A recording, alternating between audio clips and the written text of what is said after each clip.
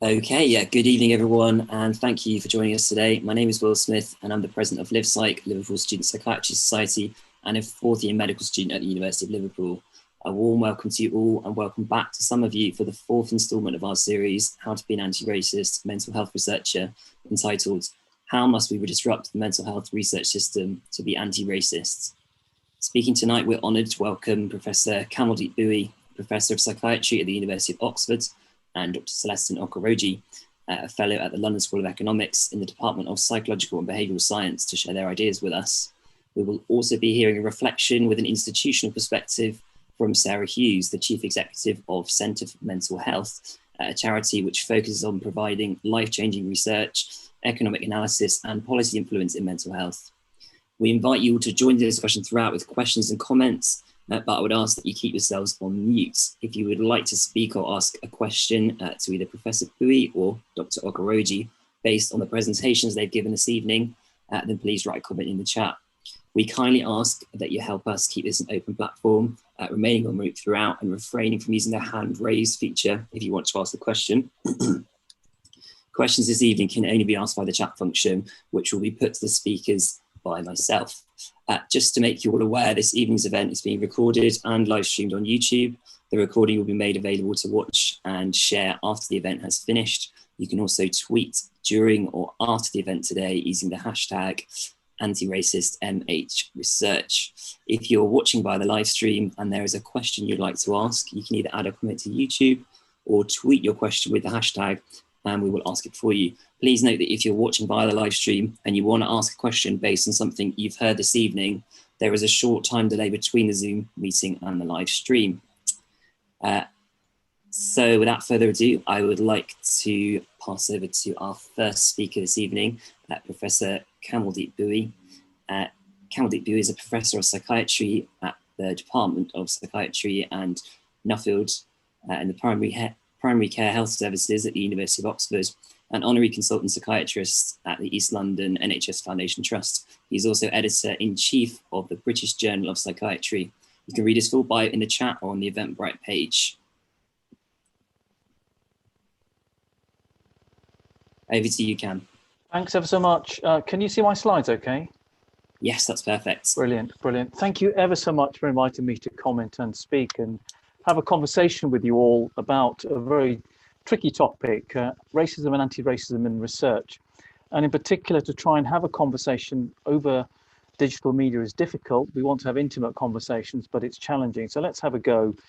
I'm particularly interested in knowledge production more generally beyond research and formalized research, because I think knowledge and power are well established as ways of preventing inequalities and perpetuating inequalities and deepening inequalities. And research for me is a way of addressing that, except research itself can become contaminated with problematic processes and actions. So what I do want to do is share my thoughts of research in this area for 20, 30 years and some of the challenges I've encountered. But I do want to leave everyone with plenty of optimism and opportunities to take part in systems change and actions for systems change and problem solving.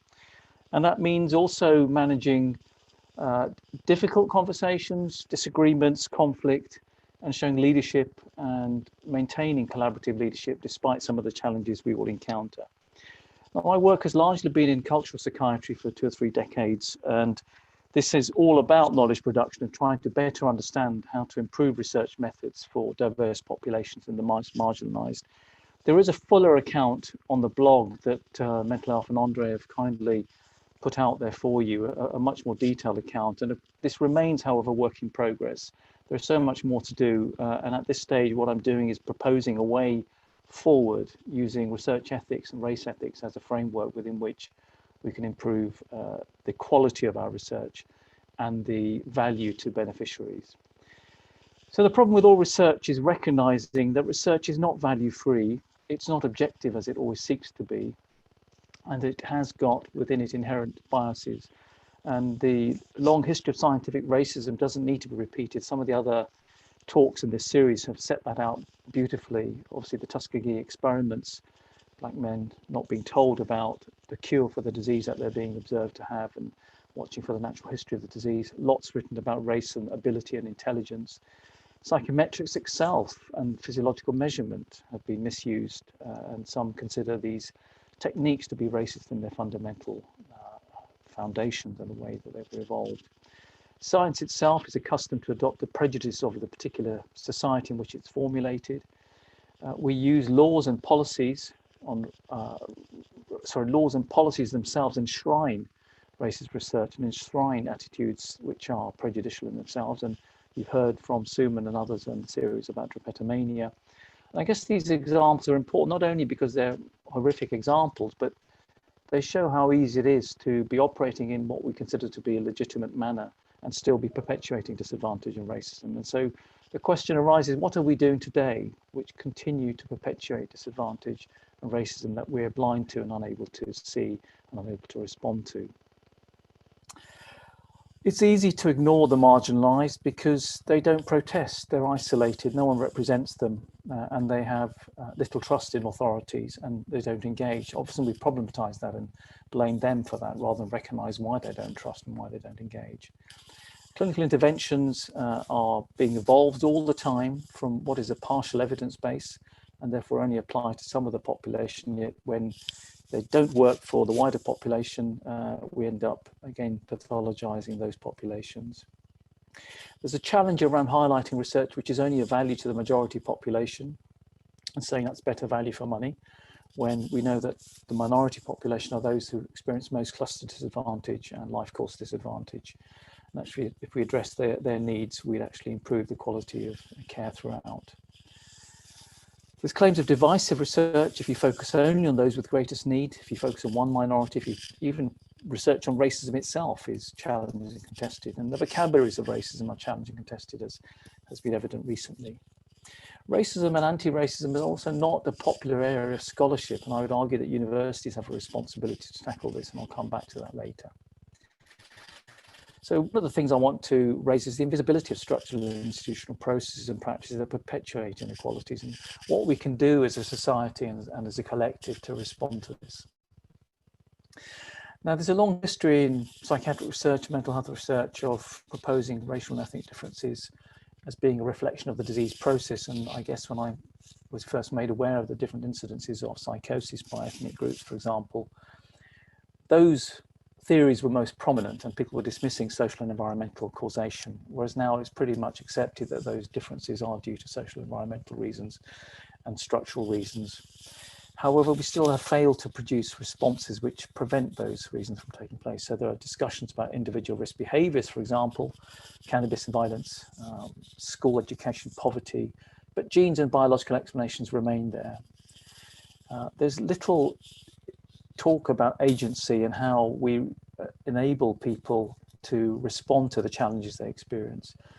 We know commonly that there are nudges in public health interventions that improve people's positive health behaviours, but we're less able to think about structural factors that worsen people's health behaviours or make their life difficult and actually give them little choice. For example, an obvious one would be opening the chip shop next to the school, or opening a gambling establishment next to a school, etc., etc. All those things are issues that we don't really think about as ways of improving the health and well-being of people more generally. Genetic explanations continue to draw notions of inferiority and a lack of potential to modify care as if what happens is a natural, inevitable event and it's a disease process we're watching. And clearly we've demonstrated that's not the case for a lot of mental health problems. One of the challenges is always pessimism about actions to change. We've experienced this with the Synergy Collaborative. I've experienced it over 20, 30 years of research. Everyone's very negative about what's possible. And there are negative evaluations of priority and value and the quality of research showing differences. So little is resourced and then it's criticised for not being of sufficient value. And then even if there is something evidence to produce an effect, it's negatively evaluated and dismissed as a potential priority and the plethora of other things that are taking priority at the time. There's a lot of unevidenced depressive counter-narratives. Every time we try and have a progressive solution, there'll be a counter-response to that, and you would have seen that with the recent RDU report and also with Public Health England's attempts to improve things, that their report was delayed in its publications. So within that context, there are common problems in research. And what I'm describing may not be unfamiliar, but it's something we fail to tackle, that the research questions are formulated often by the wrong people with the wrong information for the wrong reasons. There's a lack of engagement and recruitment strategies that reflect how people wish to be approached, and then we blame people for not being recruited to research and excluding themselves. There is something of an expectation of the authority of the research institution or the virtue of research being asserted as a subtle but firm pressure to recruit and solve societal problems. But of course, many people don't understand that authority, and indeed they see any form of authority as oppressive and potentially harmful to themselves. There's a whole tension between people participating in research for their value and good as opposed to for the value and good of other people. And if you're living in precarity and in difficult situations, you do have a different set of priorities. You have to prioritize your own needs at the time, and altruistic mechanisms may not kick in. Yet we know that minorities, when they're engaged well and research is explained to them, they are some of the most altruistic in their desires and wishes. There's an absence of recruitment being explained as a failure of research methods rather than it being explained as something to do with cultural belief or behaviours. And sometimes exotic beliefs are put forward or family structures. And all of these you'd have seen recently in discussions around COVID, for example. There need to be more diverse methods of gathering information and more diverse methods of knowledge production and understanding the political economy in which knowledge is produced. The obvious one is involving non-English speakers, for example, in research, and sometimes research excluding them for convenience. But then when they are included, there isn't sufficient resource to actually fund really sound translation and interpretation facilities and to really engage people with the philosophic position that they hold in terms of what research means for them. Many people don't understand the research process, not just minorities, the public at large. They're not sure how they operate, and all they know about is what research means in terms of engineering or in laboratory sciences. So the critical questions are really properly resourced, and I'm pleased to say that I don't think there's ever been a better time when these questions are being interrogated by commissioning bodies. Off the back of, sadly, Black Lives Matter and various atrocities that we've experienced over the last year and a half, maybe 10, 20, 30 years also, but brought to light by Black Lives Matter. There's often a reliance on informal resources, NGOs, for example, consumer groups, to supplement people's research enterprises. The bulk of the funding going to the more established research institutions and a minority of the research being offered to others. Often research on minorities is an afterthought, and it's added on with the number of times I've been asked to help out with a research project where the majority of the research has been completed and someone's not thought about minority issues or marginalised issues or racialised issues. And that for, a multi-million-pound project has a few £1,000s for those who wish to investigate equalities issues. It's just unacceptable. It shouldn't be taking place. I also want to broaden what has been a biopsychosocial approach to research to think of the ecosocial approach, the eco-biopsychosocial approach, a broader lens, which includes history, the ecology, community, space geography as drivers of health and illness, and to not overemphasize the individual embodied experience of illness or disease or problems or health.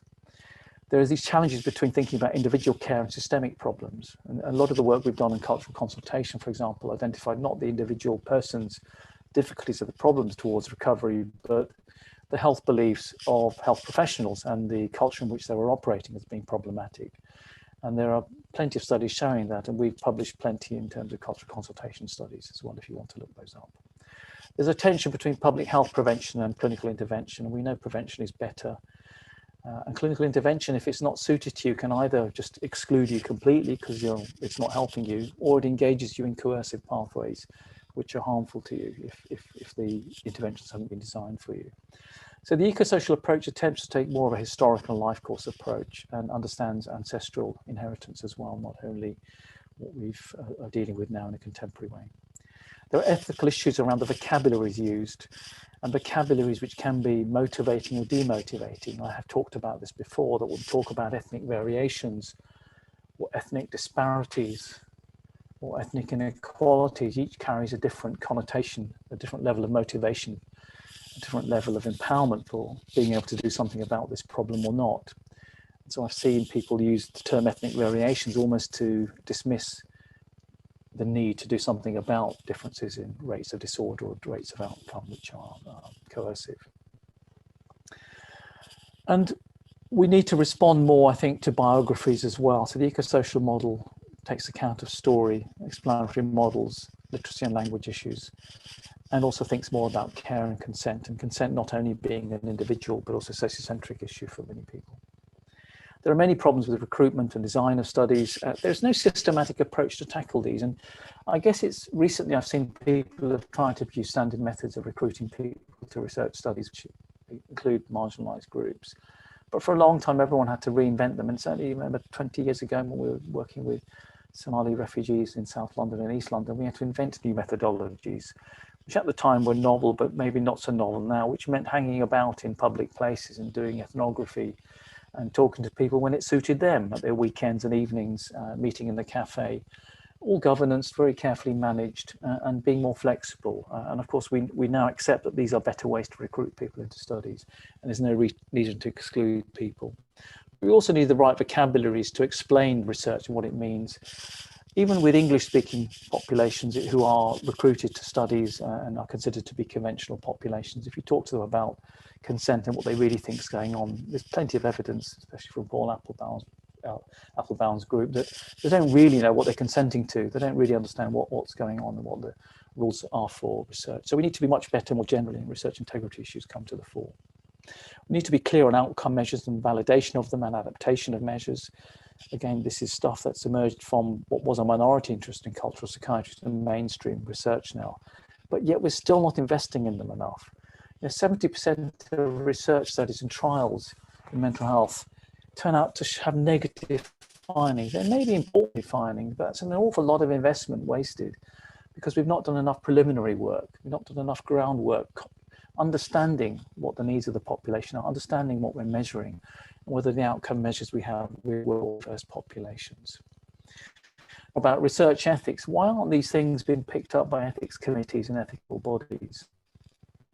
How can we transform the landscape and have commissioners of research and policymakers and providers properly skilled on what it means to be marginalized? Essentially, there are people in positions of authority and power who appear not to be entangled in the experience of marginalization.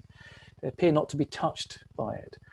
And when that happens, there's always a danger of disconnects between what is considered to be strategic and what is considered to be helpful and humanistic to improve population health. We need better representation on all these bodies, commissioning bodies and policy-making bodies. Even today, I've been in conversation with people about recruiting PIs nationally to a study on mental health facts and ethnicity and how challenging it is to find people of diversity to become involved, either because there's very few of them already in those roles or because they're already too busy with other things. And so it's very difficult to get a representative body of people involved in research, either as PIs or as local leads. I think research integrity is a pretty important background that could be utilised for improving the quality of research. And I think race ethics should be central to research integrity. Research integrity is mandated by many institutions. And we know there is poor research integrity generally, and toxic cultures in universities and research organisations don't help. And partly people are rewarded for the wrong things sometimes, and the whole metrics-based approach to research quality is failing. And I speak also as a journal editor, knowing that impact factors, for example, in journals don't help, that the whole system is geared up to not reward research integrity, but also aims to reward elitism and success and excellence in a different sort of way. Whatever we do has to have lasting impact and legacy. So we need to think about societal structures and interpersonal spheres and how prejudices transition between these spaces. And one of the greatest unities that has emerged recently in the service user movement is peer researchers and peer research challenging traditional models of research. The biggest difference between peer-led research and conventional research is obviously that peer researchers aren't necessarily entangled in lived experience. They're entangled by the challenges. It matters to them a lot more. It's not just an intellectual object they're dealing with. It's not a piece of work that they're having to respond to amongst 100 other pieces of output they've got to do for that day, for that year, for that month.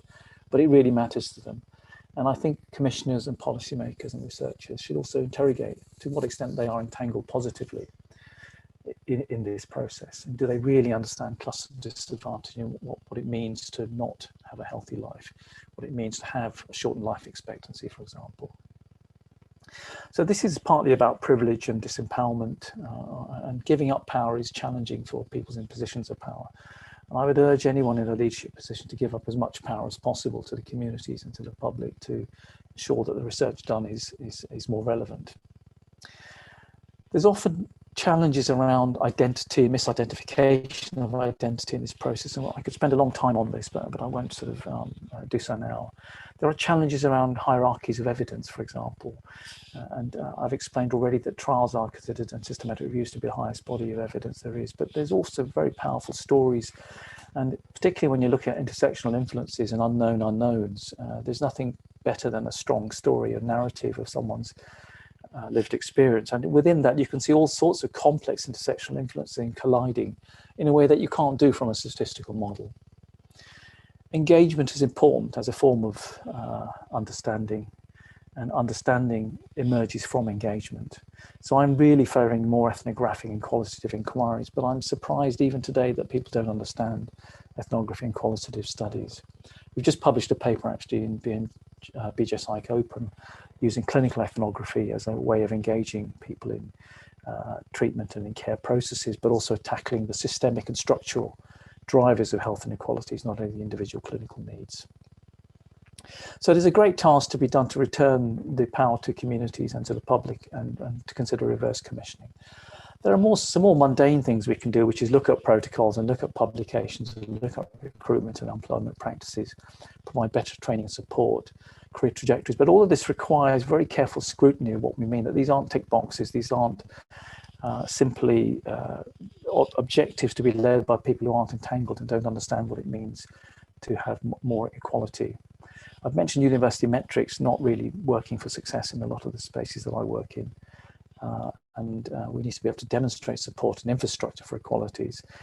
Even peer research and recruiting people to do peer research is challenging in conventional research environments where the contracts don't reflect their expertise and brilliance. I'm pleased to say that now we've got a model contract in one of our projects which does reward experience and lived experience as an important attribute in recruitment and for grading of jobs, and so that people can be employed on an equal basis to conventional researchers.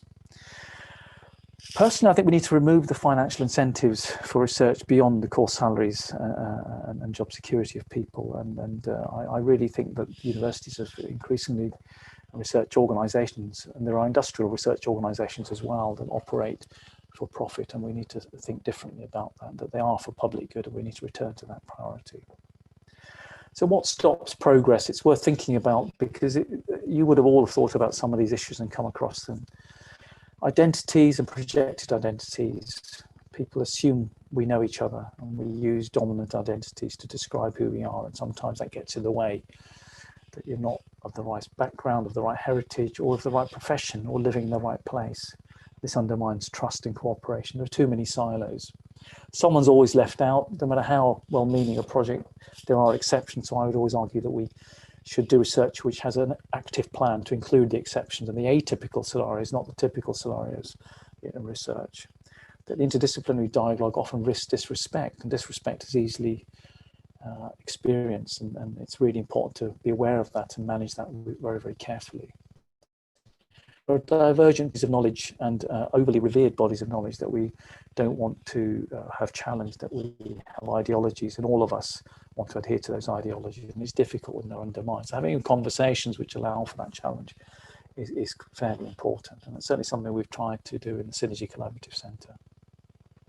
But there are multiple solutions, complex multi-layered solutions that are not easily apprehended. So it requires a certain sort of mindset and leadership style to unpack all of these. And in Synergy, we've emphasised the notion of collaborative leadership, whereby you can work in a system, you do sort of tenacity and courage, but also you're really solving problems and allowing other people to succeed and finding ways for other people to succeed with their priorities.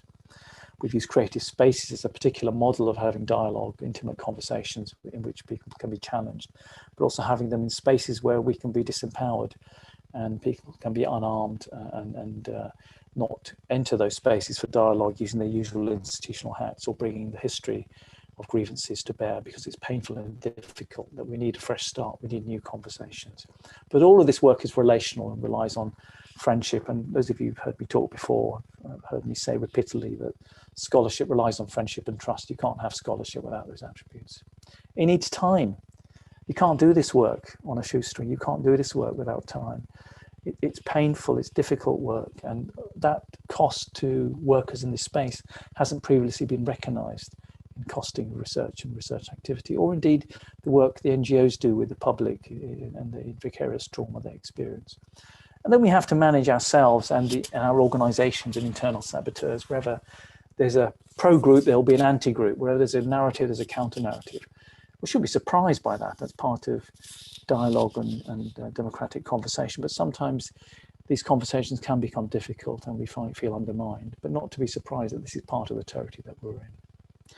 I covered a lot of ground very quickly there. As I say, there's a fuller account in the blog with all sorts of structural actions that can take place. I wanted not to take up too much space because I wanted to give more time for discussion and conversation, and also to hear the other presentations and reflections and comments. But I'm very happy to stay in touch with people after the meeting today and to have further conversations today. Thanks.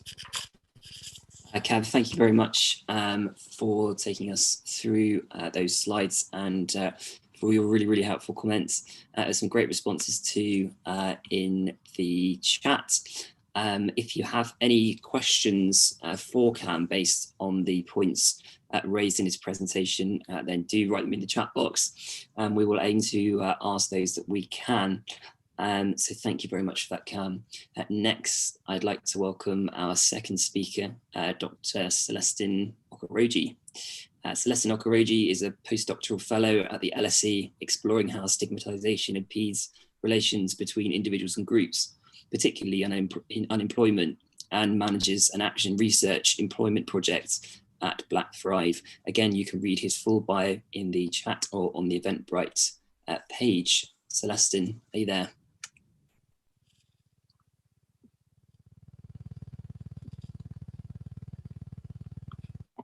I am here. Can you hear me?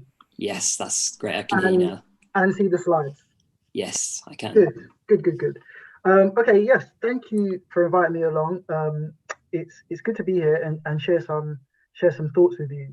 I'm going to talk a bit about work at Black Thrive and then some kind of wider reflections on psychiatry from someone who's not a psychiatrist or a mental health researcher, really.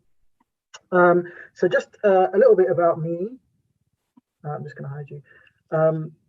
I am a social and cultural psychologist. I recently finished my PhD at the London School of Economics. And as mentioned, my work kind of focuses on unemployment, but of course, working with Black Thrive, interest in race, racialization, racism, but also intersubjectivity and meta-knowledge, so what we know about what other people know. My academic field of expertise is not mental health at all. And I've purposely avoided mental health for a long time because I have my own kind of lived experiences of mental health. My mother had a diagnosis of schizophrenia and went through the whole kind of oppressive relationship with the custodial side of mental health services. So I've not engaged with this area until sort of joining Black Thrive. So I'm in a way, I'm trying to give a bit of a, I suppose, an outsider's view. So I'm going to talk, as I mentioned, a bit about Black Thrive's employment project, the findings of a systematic literature review that we did, and I'm currently still working on with colleagues at Berlin, and then talk about wider issues of psychiatry, and then try to answer the question of the talk today, which is how we might disrupt mental health research. Okay, so if you don't have time to stay till the end of the talk, hopefully you will, but if you don't, my take-home messages are that I think psychiatry has some serious conceptual and methodological flaws.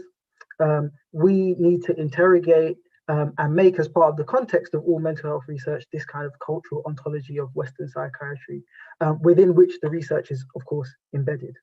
A key facet of that is also to recognize the kind of weirdness of mental health and other kind of psychological disciplines, and really urgently accelerate the process of decolonization. But also in all of that to recognize that racism is fighting us back. So it's not that we can just go and dismantle racism, because racism is all the time trying to take on what we're doing and use it for its own ends. Whatever the case, TRMS, and if you don't know what that means, you have to wait to the end. Cool. So Black Five is a Black Five Lambeth is a partnership which brings together individuals, local communities, statutory and voluntary partners to address structural barriers that prevent Black people from thriving. Historically and now, there's always been a focus at Black Five on mental health, but there's also a wider interest in the whole life course and all determinants of social equality. So that's a bit about Black Five. One specific aspect of the work at Black Five centers around employment, which I've been heavily involved in developing alongside my colleagues, Yasmin Ibison and Leila Kufara. Here I want to talk a bit about the project in general and then what we found from our systematic literature review to kind of set up the rest of the talk. So the rationale for the project focuses on two interrelated issues. The first is that racism becomes manifest in health inequalities, so that Black people are more likely to have a long-term condition, including mental health. So we're not focused solely on mental health, we're focused on long-term conditions, but mental health is one of those conditions. So for the same reasons of racism and racial inequality, Black people have poorer outcomes in employment across the board. So in whichever way you want to look at employment, Black people usually have poorer outcomes. In the long run, then, those two issues become interwoven, whereby being unemployed can lead to health issues, and of course, having a health issue can lead to unemployment. So our main purpose is to try and disrupt that relationship. More succinctly, then, people with long-term conditions are relatively unlikely to be in work. Being out of work for long periods decreases the likelihood of employment, and both of those are more extreme if you are Black. But knowing that, we also know that there are many services and programs out there that kind of exist to increase employment for people with long-term conditions. And given that Black people are overrepresented among this cohort, we're kind of thinking, okay, we're going to try and figure out which intervention is most effective for Black people in the UK with regards to their employment outcomes. So that's what we were trying to look for in the literature, expecting there, of course, to be lots of work on this. We followed the regular kind of methodology, but in doing that, we only came up with 5 papers in the end. And that result in and of itself feels kind of shocking, that it shouldn't be so few. And we had no kind of limitations in terms of publication dates or anything. We're not even looking for the new literature. We're just looking for any literature. So what we find is that whiteness is a kind of norm. So white versus BAME is the normal kind of comparison. But we're kind of specifically concerned with Black experiences, and those are kind of obliterated in the context of BAME. So you don't know what the outcomes are for Black people specifically. The quality studies, although some were really good, they don't engage in the ways in which race determines the kind of experiences and intersubjective relations between people, despite known disproportionalities. So that left us kind of wanting. And then the quant studies almost always, maybe always, if I remember rightly, use linear modeling where race is kind of simply a control. Despite, of course, again, known potential effects of race and racism. So it's kind of a lack of curiosity about what might be happening in terms of race. And then finally, papers discussing specific employment services or outcomes do not really report those outcomes by race, despite what I've said already, again, about disproportionality in both mental health, where most of this literature comes from, and in employment. So there are two known areas where there's disproportionality, and yet these papers didn't seem to want to investigate those differences in race. Nevertheless, we can't tell other researchers what they should be studying, but it just doesn't seem to be there. So it kind of, in sum, even though people who are racialized as Black are in disproportionate need of employment services, academics don't seem to have attempted to answer questions about the effectiveness of interventions for Black people. So that kind of led me to try and further reflect on mental health and psychiatry more broadly, and I want to spend the rest of the time thinking through those ideas with you. So firstly, there are many flavors of psychiatry, and when I discuss it here, I mean mainly a kind of a predominant reductionist approach, and I don't mean reductionist in a kind of pejorative way. I mean literally trying to understand mental health as a function of biological processes, which may or may not be resolved by the use of by pharmacological means. Okay, so in exploring this area of psychiatry, I was kind of struck by the relatively low levels of agreement between psychiatrists, even on what is considered quite severe mental illnesses. At least in this paper by Chenio and colleagues, it seems that the likelihood is that if there are 3 psychiatrists and they diagnose the same patient, at least one of them would disagree. In a more recent meta-analysis, this seems to be borne out across multiple studies where the mean inter-rater reliability hovers around 50%. That's quite serious because mental health diagnosis may mean a kind of lifelong course of antipsychotic medicine, which can have very serious side effects. And there are other illnesses where treatment causes significant side effects. So, for example, cancer treatment. And if on average, there was only a 50% chance that 2 doctors would agree on a cancer diagnosis, I think we would suggest that the degree of certainty is too low to be offering radiotherapy as standard, for example. Similarly, recent scholarship suggests that there's maybe 280 different instruments developed in the last century to measure depression. The reason for choosing any particular scale is kind of somewhat arbitrary. It kind of depends on what area you're involved in. But the rationale for using any particular scale is not really provided in scientific publications. And so the conclusions drawn about depression in general are drawn about depression in general, but not about depression measured by a particular scale. So the tacit assumption there is that the underlying, these instruments all are measuring the same thing and are interchangeable, when in fact, they don't really. The overlap between these kind of popular scales is quite low, which leads to, of course, questions about idiosyncrasy of results, problems with replicability, generalizability, and so on. Some antidepressant drugs may only work if a particular scale is used to measure the outcome. And of course, we know that scales are only a proxy for what's happening in reality. So that seems also quite problematic. But in exploring, those are not the only issues. So those are kind of methodological, empirical issues, but there are also some conceptual problems. And it's right to kind of first recognize that politics is always implicated in psychiatry. As Awas and Rashid put it, a society will utilize whatever tools are available to regulate violations of social norms, including the tool of disorder designation. This becomes clearer when we consider the definition of a mental disorder in DSM-5. So it says a syndrome is characterized by clinically significant disturbance in an individual's cognition, emotion, regulation, or behavior. This disturbance reflects a dysfunction in the psychological, biological, or developmental processes underlying mental functioning.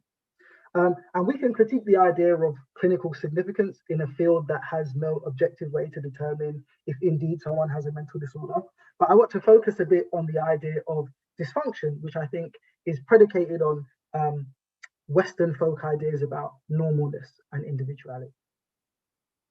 There are other arguments which kind of buttress this cultural expression of what is normal, such as evolutionary arguments, but I feel that those kind of just dress up normativity, because anything to do with evolution is speculative at best, of course, because we can't go into the past. Importantly, though, I feel there's and from what I've read, there's a kind of failure to distinguish between a kind of intrinsic distress and a socially constituted distress.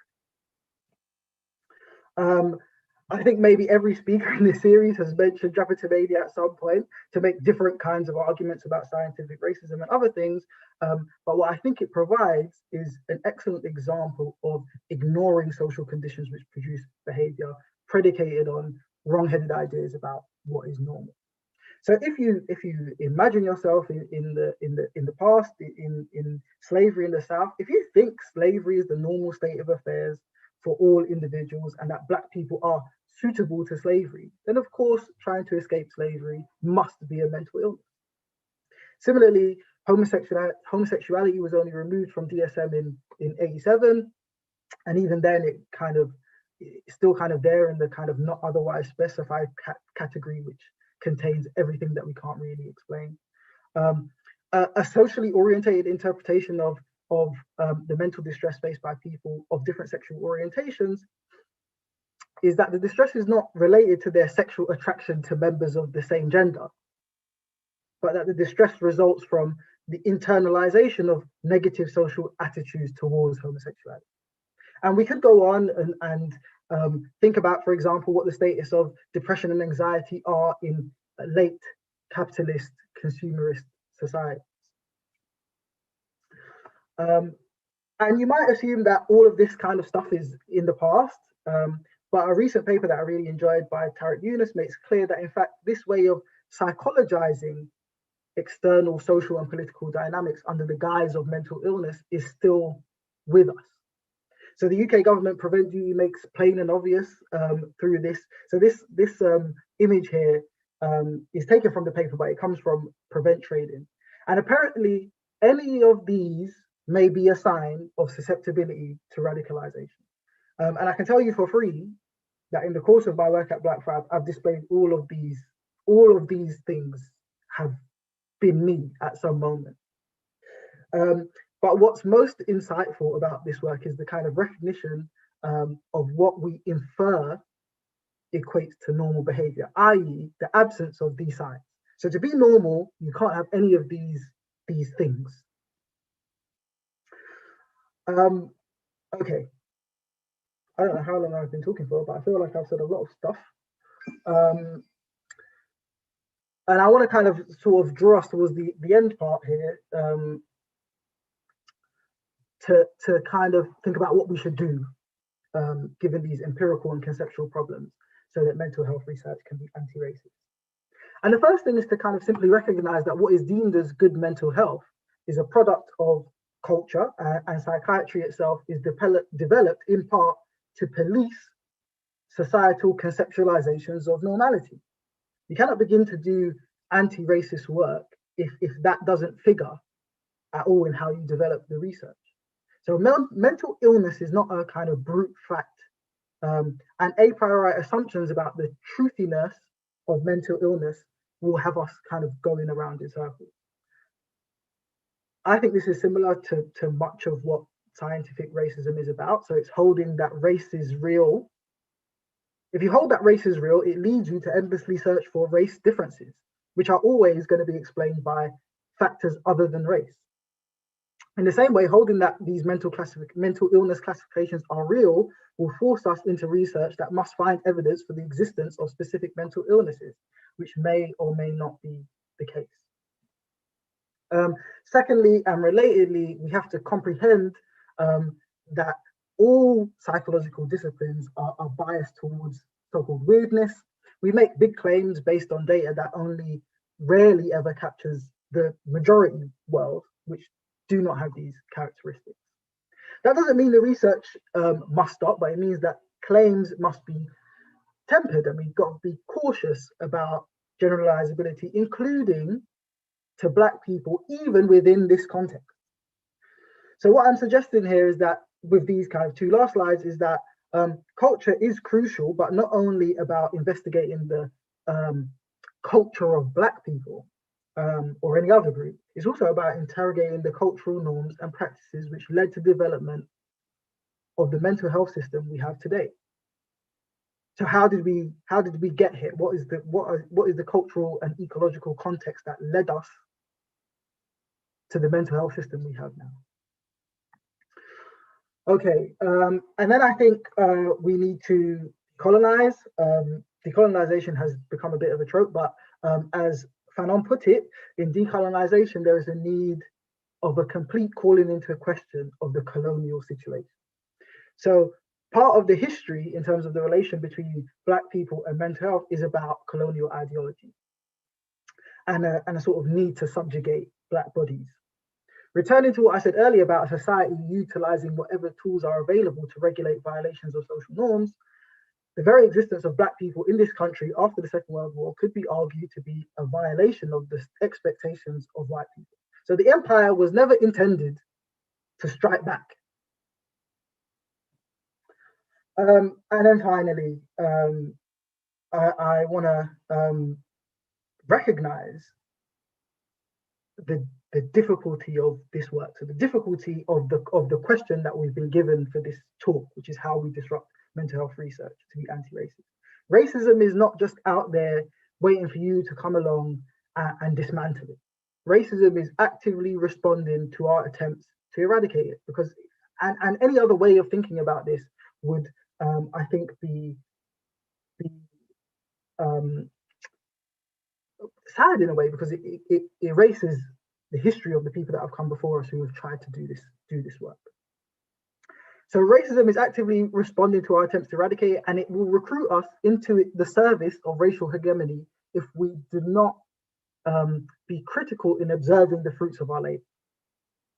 And what we often, what I've been coming across lately is this quote from Audre Lorde about the master's tools. And I think a wider reading of Audre Lorde is instructive. So Audre Lorde tells us that the master's tools will never dismantle the master's house.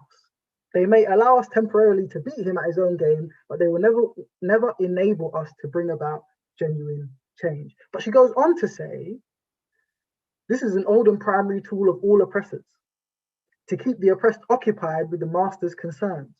Now we hear that it is the task of women of color to educate white women in the face of tremendous resistance as to our existence, our differences, our relative roles in our joint survival.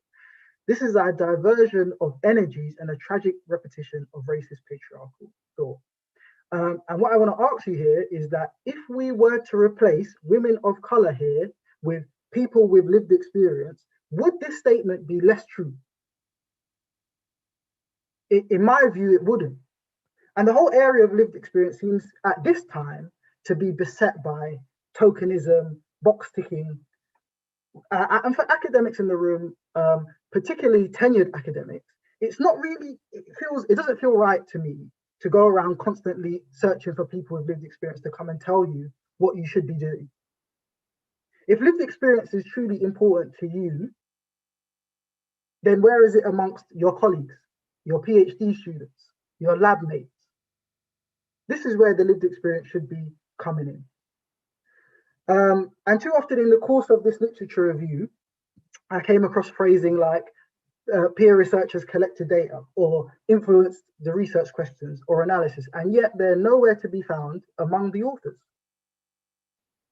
If you are here now as a person with lived experience, I'm urging you to be mindful about doing the work that others are employed and paid to do, and who accrue kudos, accolades, promotions, and so on from your knowledge without making a space for true equality.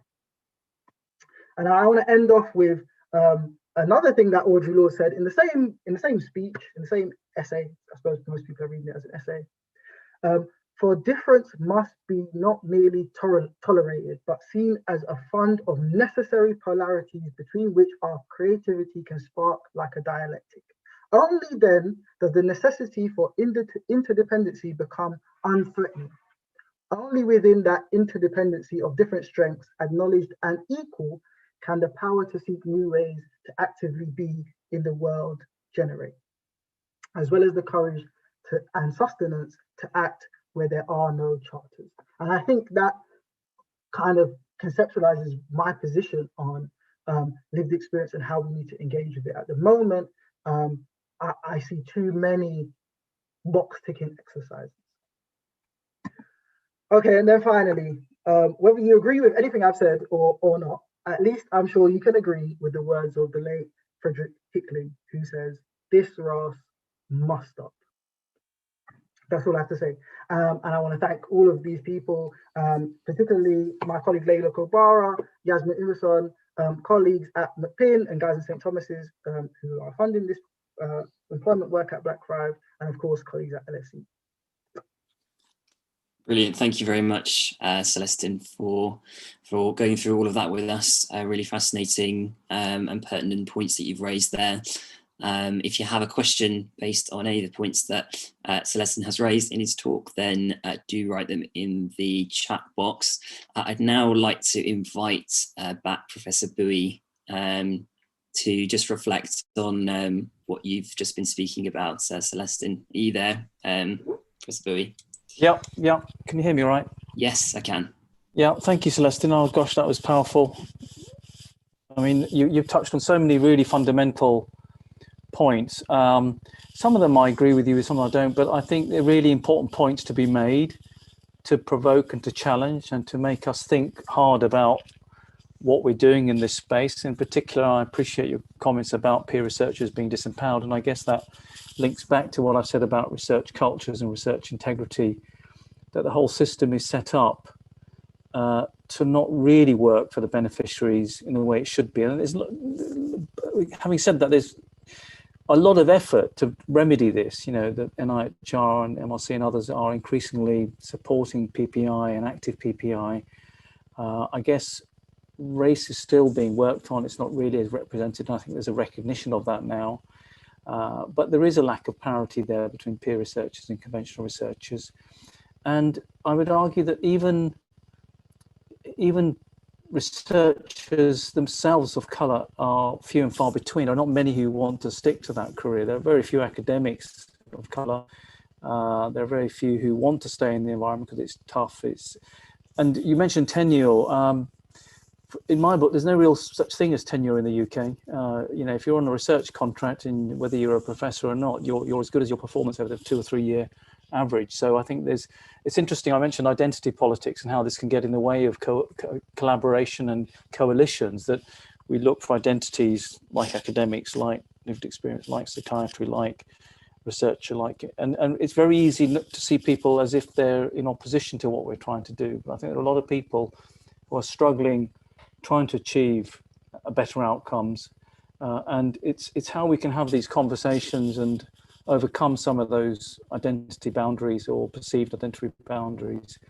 So, for example, you know, in our pre-meet, I shared that, you know, as an academic of colour, of which there's very few, you know, I have family members who've been unwell. I have tragedies to talk about. We could all talk about that. So even the lived experience and care elements sort of, you know, I'm not devoid of them. So how do we see each other? Do we stop seeing each other as people and only as identities, often in opposition rather than in coalition? And it's something about that we found in the Synergy Collaborative Centre as well, that we really have to work hard to hold very divergent different positions and continue to work in the best interest of the overall objective, to remember what's at stake in ways. So that's my preliminary comments. We could talk about so much that Celestin said. It's so thought-provoking and powerful and interesting. Celestin, have you got any anything to say back to any of that, or have you got any comments based on any of the points that Professor Bhui has talked about at all? Only briefly to say that I agree on the lived experience point, partly because I think this differentiation of here are the lived experience people over here and here are the academics over here, and these academics over here who are mainly white must go and engage the lived experience people, which already kind of assumes this level of kind of power over. We will come and engage you. So I think we need to break this down in a way and start to talk about some of the things that Professor Bhui talked about earlier in his talk about who has the real interest in these issues. Who cares about it enough to do what is required. But I'm interested in hearing from others in the audience, and I don't want to hold too much of the space. Okay. Well, thank you both very much. And as I said before, it's just a great pleasure to have you both here. I'd now would like to hand over to another voice that we have with us, who's Sarah Hughes. And she's going to reflect on what's been said by you both from the perspective of the organisation Centre for Mental Health. Sarah, are you there? I'm here, thank you. And it's a speaker's worst nightmare to come after people like Celestin and Cam, who have, I feel slightly like I need to pause and I want to go back and watch the presentations again. But look, I'm here to really talk about it from an organisation's perspective. And, I'm Sarah and I'm the Chief Exec at the Centre for Mental Health. And I think that, we at the Centre have for many years been interested in health equality, really. And in fact, we've got one of the authors of one of our most important reports actually on the call, Frank Keating. So we published Breaking the Circles of Fear in 2002. And this was really very much about the Black experience, mental health experience in England. And I think it's fair to say that if we were rewriting that report, and in fact we plan to next year, that we'd probably be writing very similar things, and in fact in some instances worse things. And it feels like that's been the kind of underbelly of our own experience, really. Over the years, though, I think we stepped back from it a bit, and I think we were doing lots of work in acute areas and all of that kind of stuff. And I felt like when I came into post that it was an area that we really needed either to do work in or to support those that were doing work in this space. And so we started to develop kind of projects in North London, in Birmingham, really using a side-by-side model with various projects that were looking at providing services that were designed by people of colour, delivered by people of colour, and really trying to think about, what they look like. And of course, we are a predominantly white organisation, although not completely white. And so we've had to work hard at really thinking about, the diversity of the people who are making decisions in our organisation, but also who undertakes the research, who thinks of the research questions. And so all of that we are tackling all of the time. And I think that we've done great things and not so great things. And, I'm also very lucky. I've got two of my trustees on the call. Cam is one of my trustees, as is Andre. And so that we as an organisation have got permission at the most senior level to really work in a way that is anti-racist, is about equality, is focused on justice, is focused on really understanding where the power lies.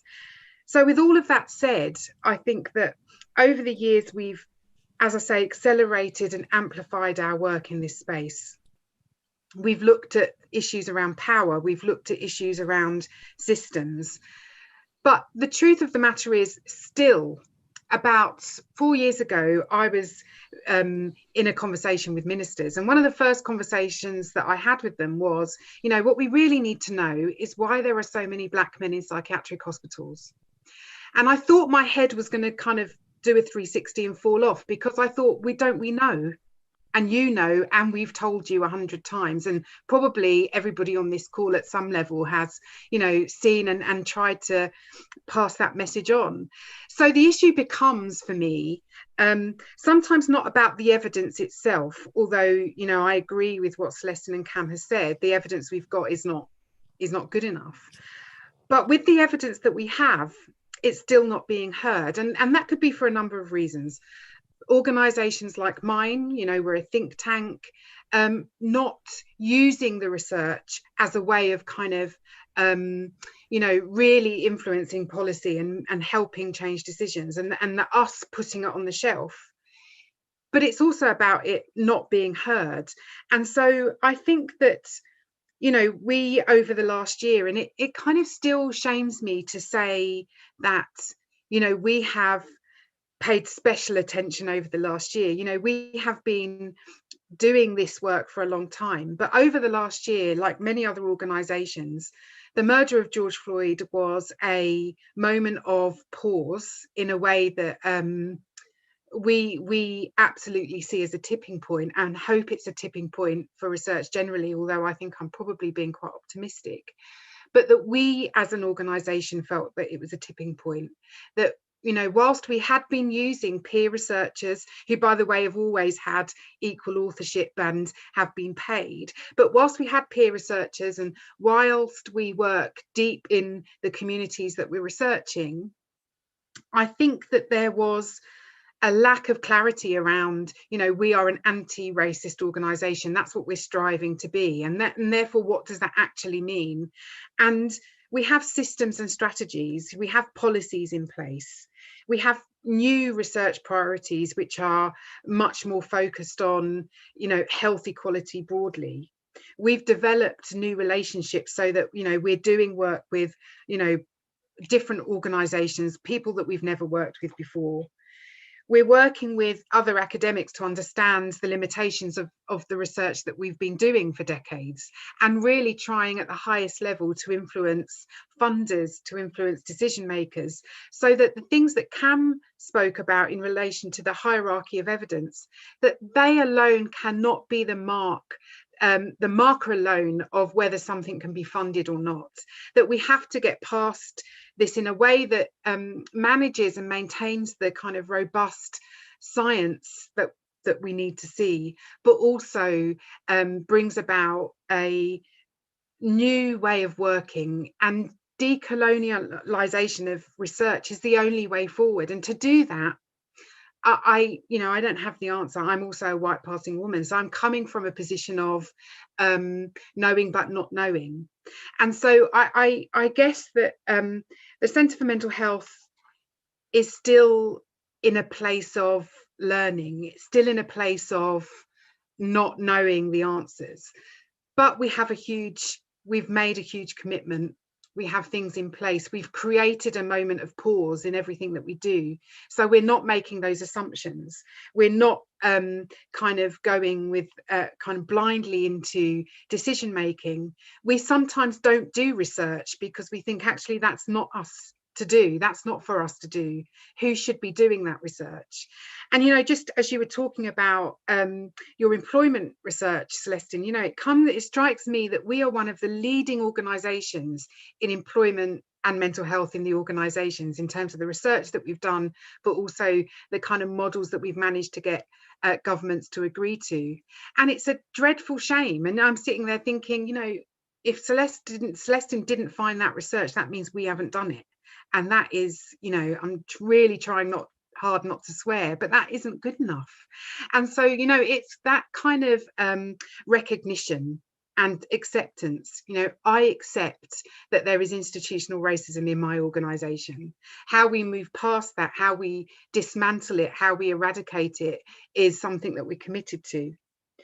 But I also am minded of, you know, really personal things that are motivating me and the work that we do in the organisation. You know, motivated, I'm a working class woman, and therefore that's my lens in which I see things and can see how all of these things from an intersectionality perspective come into play and disrupt and disengage.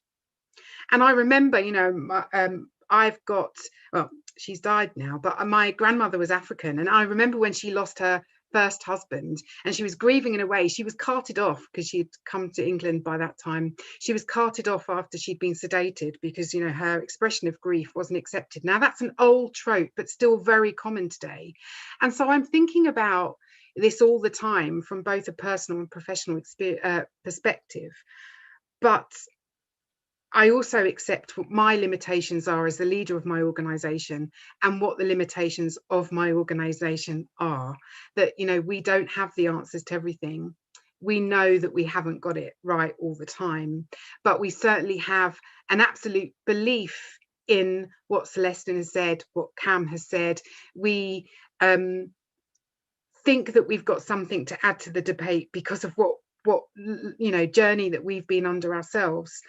But I think that there is a question too, which is, and I'll stop at this point, but, you know, we've got a lot of research about really important stuff.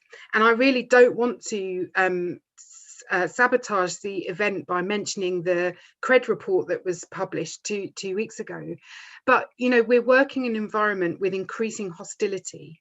And so time is now for direct action and collaborations and anchoring together with organisations that you may not have worked with before. Giving up power is a real challenge and is desperately difficult. But as Cam said, it really is the only way to making this systemic change that we want to see.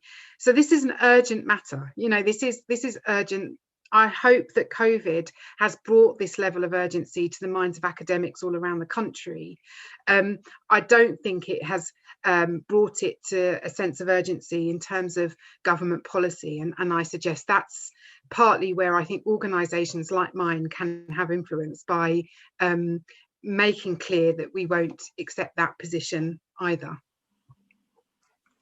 Sarah, thank you very much for your comments and reflection there. It's really interesting to hear what you guys are doing as an organisation, but also how you would reflect on what's been said this evening. We're now going to move into a question section. We'll take questions for Professor Bhui and Dr Okoroji.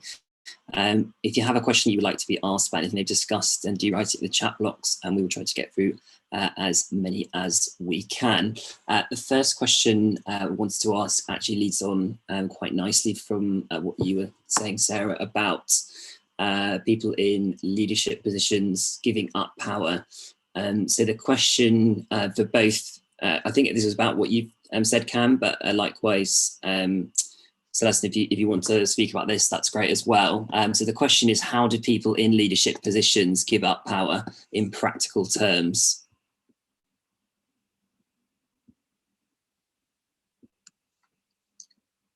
I can't hear you there, Cam. I think, sorry, I think you've been... Sorry, can you hear me? Yes, I can. Apologies, yeah.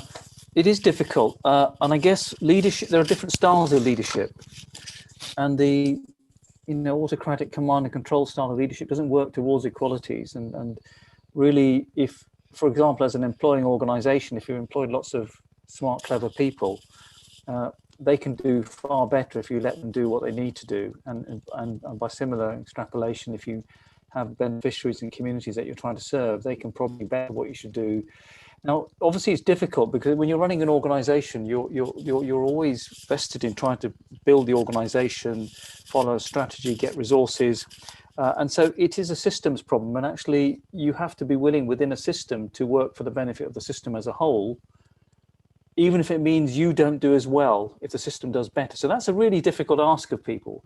But a whole system of resourcing equalities and funding organisations do pieces of work without those networks is problematic. So anything, I would urge commissioners and funders to ensure that they're funding coalitions and systems, not necessarily individual organisations to success. But the leadership skills required of the individual are ones of systems competence and knowledge. But knowing that the success of their organisation lies in their ability to trust other people to do the right thing and not acknowledge they don't have all the answers themselves, particularly if there's a disconnect between them and the beneficiaries that they're trying to deliver to.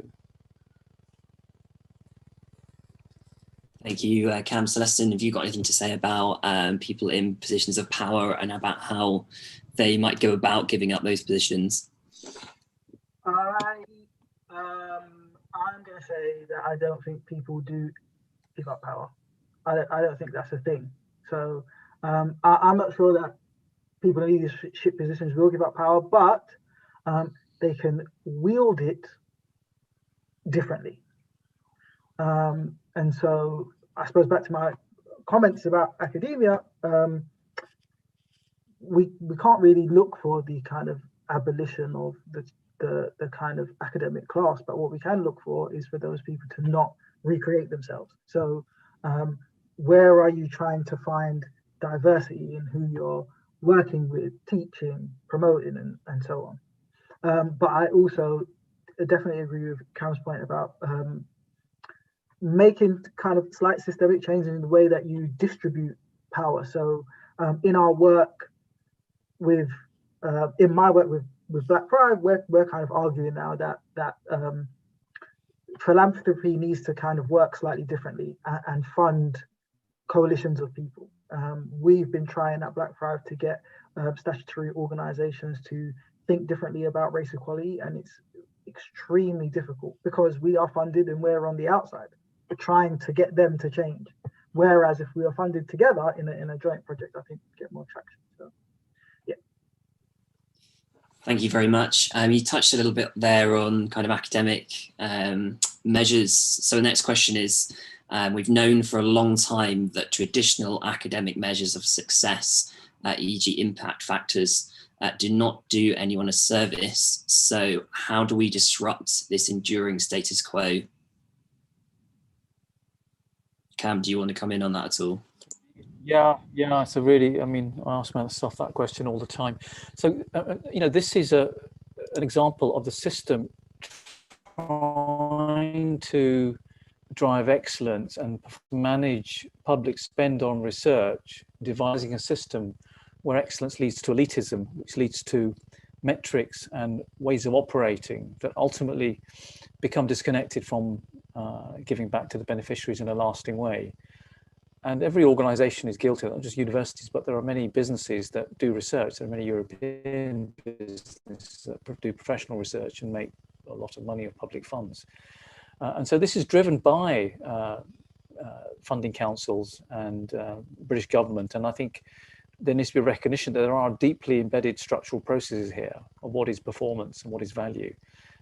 And actually the traditional institutions tend to do better from that. Now, there's a double-edged sword here, because those of you who, I've seen lots of painful expressions on the chat from people in academic careers or in mental health careers or medicine, and you really want to succeed, you know you're going to have to work twice as, 3 times, 4 times as hard, make as more applications, get more rejections, get fewer publications, and you're trying to work up the system, and yet still we have very few Black academics, more South Asian, but even there's not many, mostly South Asian men, but almost no Black academics that you can talk of in the country, considering how many there are employed nationally.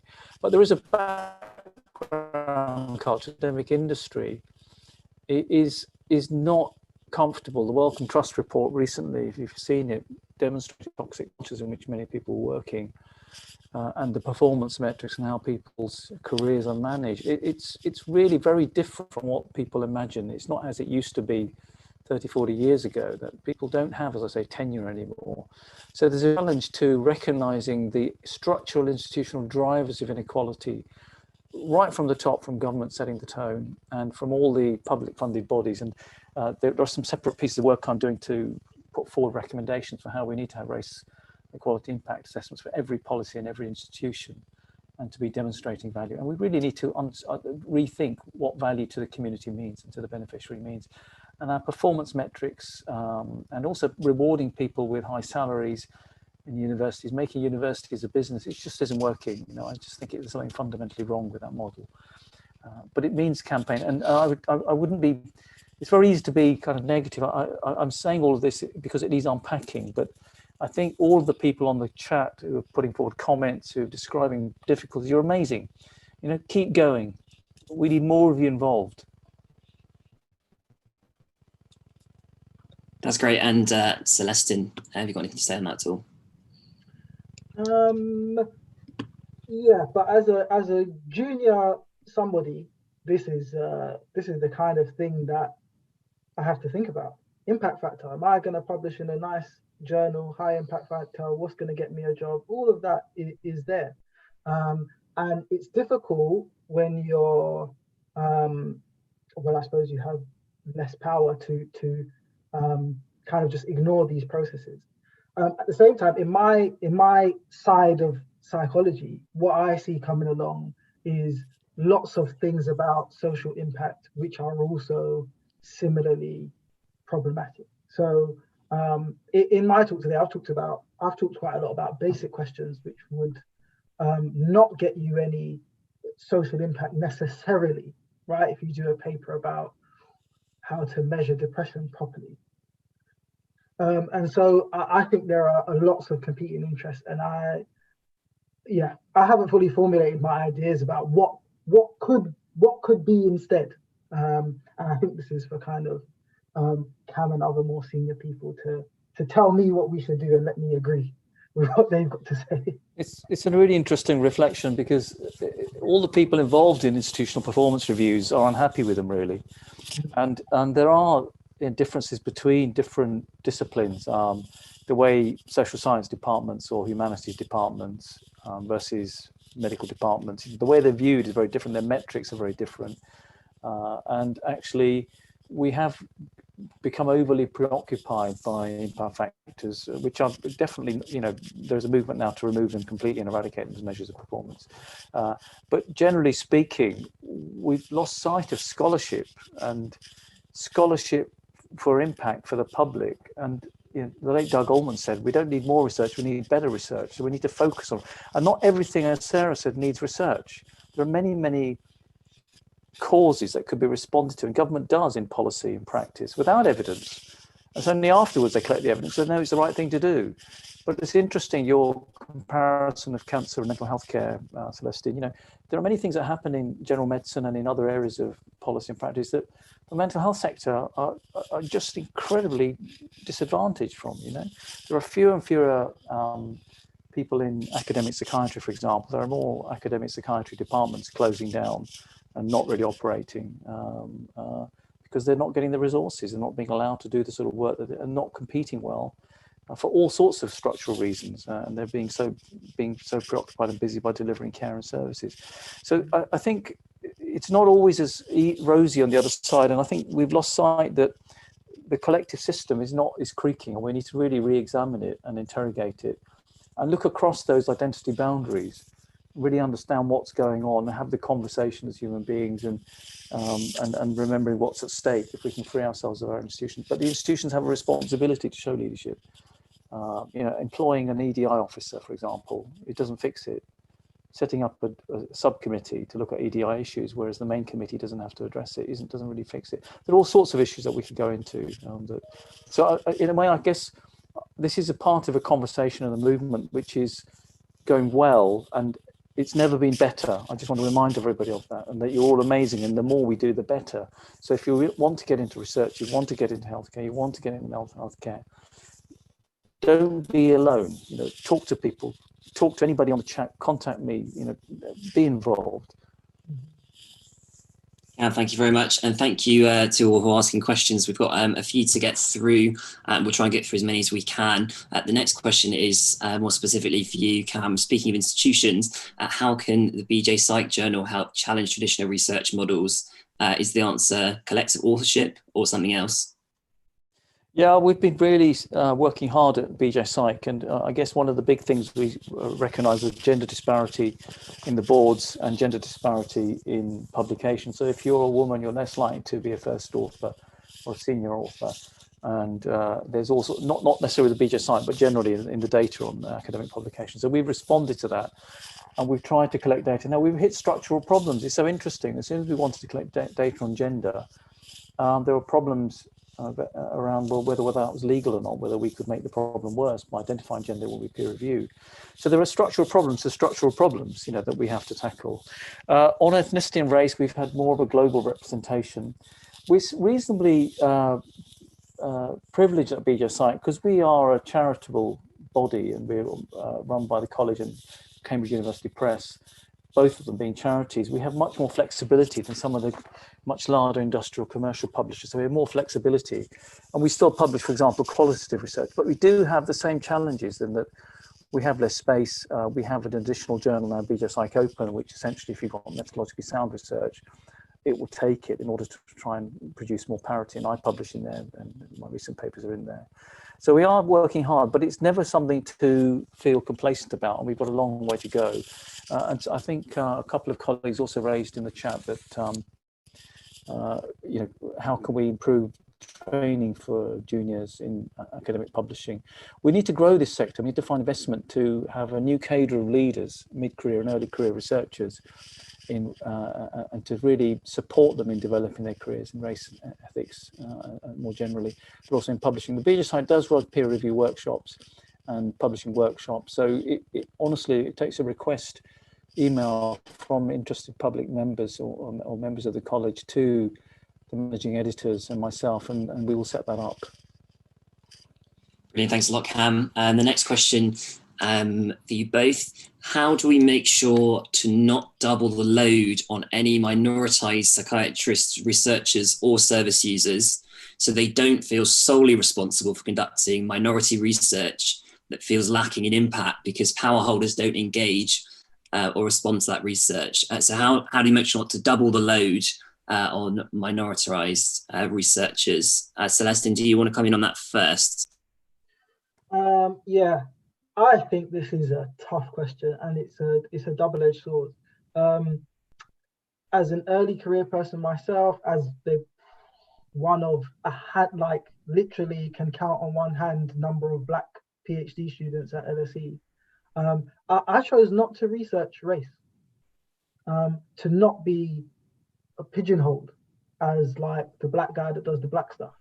I really, really care about race research, which is why I've come back to it immediately upon finishing my PhD. I've come back to it, but I chose purposely to not do that, so as to not be pigeonholed in that way. Nevertheless, I'm often burdened with labours in LSE and other places to be kind of the Black person that comes and talks about the Black things. Going back to that speech by Audre Lorde, that speech was actually made at a conference in response to the fact that Audre Lorde was asked to kind of be on some Black panel.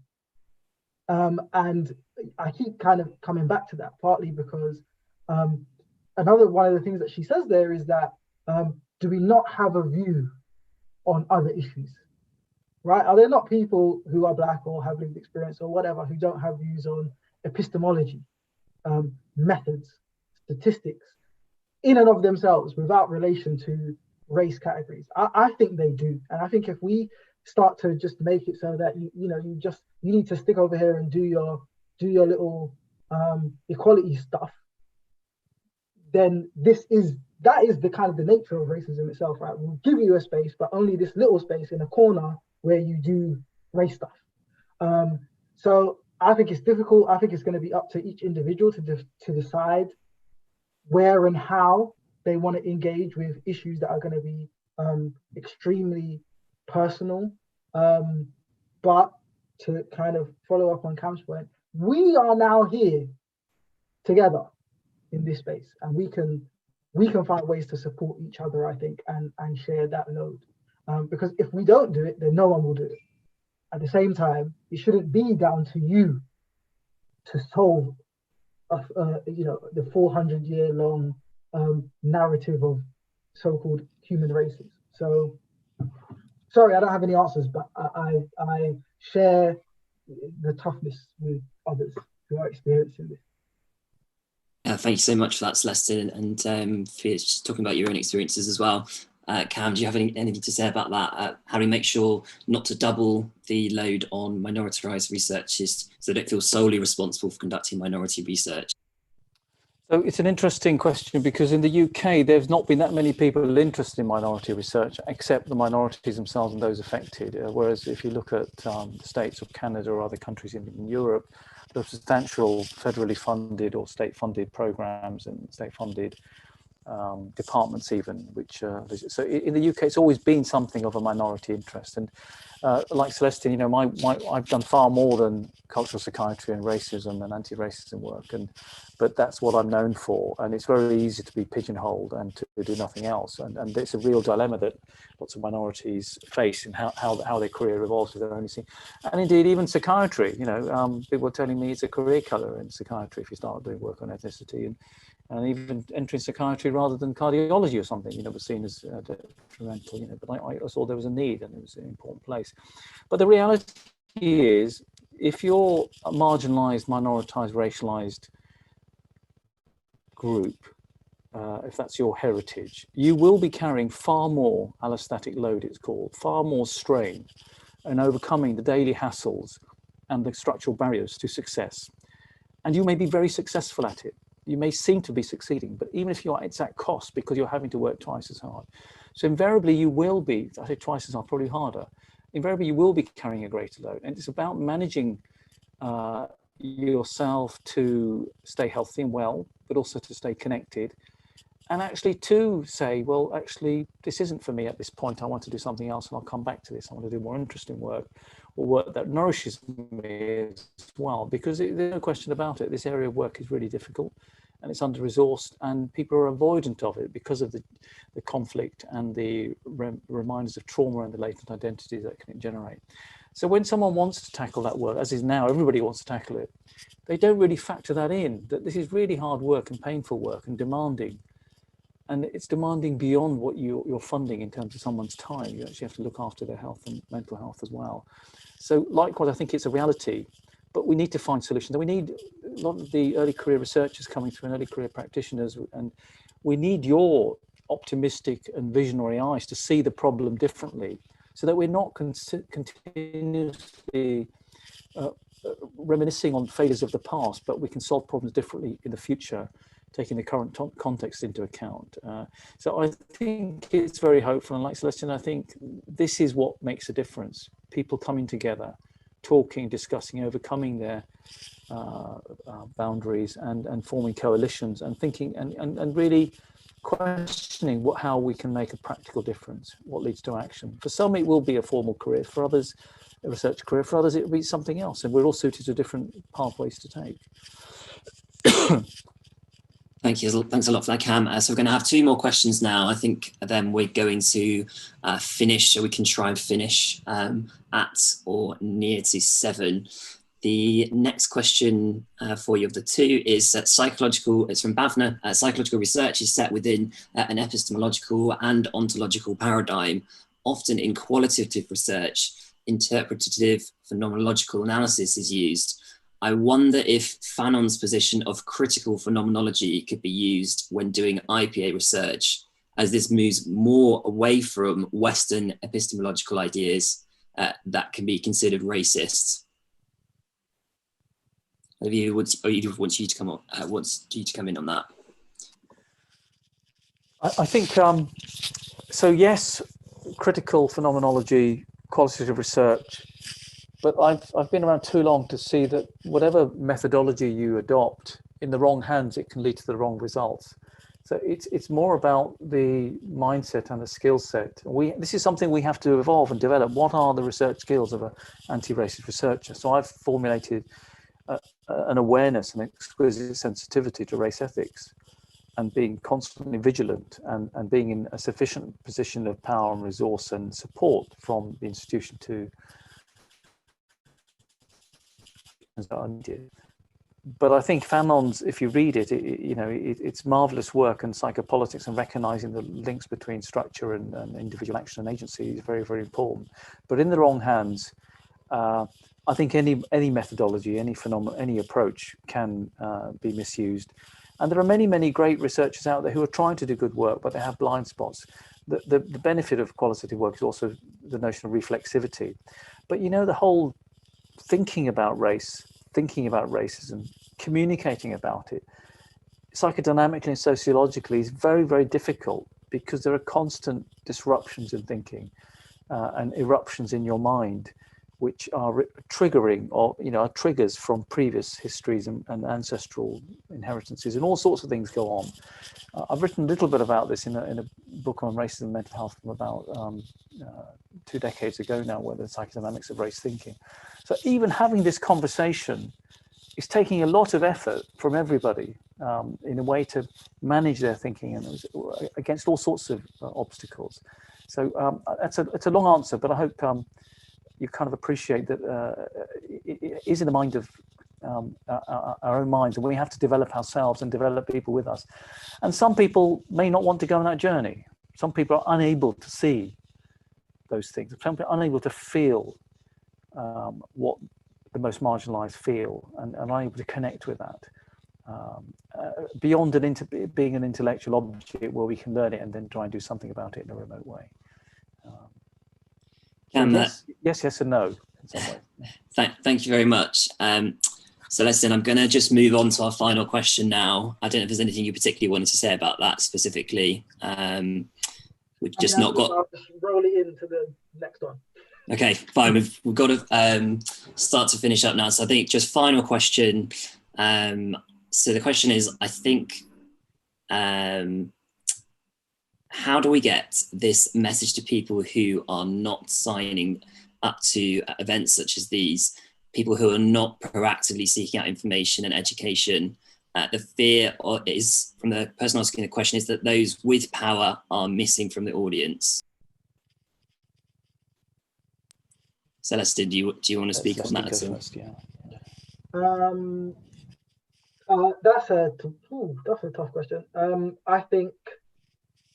I think we should recognise that we ourselves in this room have power, and that the change can come through our work, and we do not have to wait for those with power to agree with what we have to say. We can just go out and start the work now. And in that way, to some extent, the work speaks for itself. If it works, then people follow along, really. I know that's a simplistic answer, and it would be good to, of course, have people in the room who can pull the purse strings or create policy at a national level and so on. But they're not here, and we can't wait.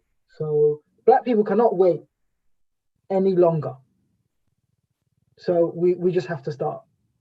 And then on the question before, briefly, not to make this sort of too academic-y, but my PhD was a mixed methods PhD, and I've now become quite keen on this kind of Habermasian idea of knowledge interests. So it doesn't really matter whether you are using a positivist approach or a constructivist approach, as long as your interest is in emancipation. So the general kind of positivist approach is predict and control. Sometimes it may be good to predict and control. If we could predict when people were going to do racist stuff, that would be good. That would be a good thing, but it would come from a kind of positivist approach, right? On the other hand, your quality approaches are normally aiming to help people to understand and build consensus. That can also be good, but it depends what that consensus is. That consensus might be that Black people are stupid, and then it would be rubbish. So I think we need to try and do away with this kind of bifurcation of approaches and start to think more about what our knowledge interests are. What do we want to do with the knowledge that we create? And for me, it's about emancipation. Celestin, thank you very much. Just over to you, Cam. Have you got any closing comments or any comments on this question about people that are missing from the audience at all? Yeah, it's always the challenge, isn't it, that with preaching to the converted, and even if there's minor disagreements, broadly we're wanting to move in the same direction. So I draw the parallel of the East India Company. You know, very few people, thousands really, running continent of millions of people, and I think that there is a challenge there, that there are a few people in positions of power who are disconnected from the realities that people are living in. And how do we influence them?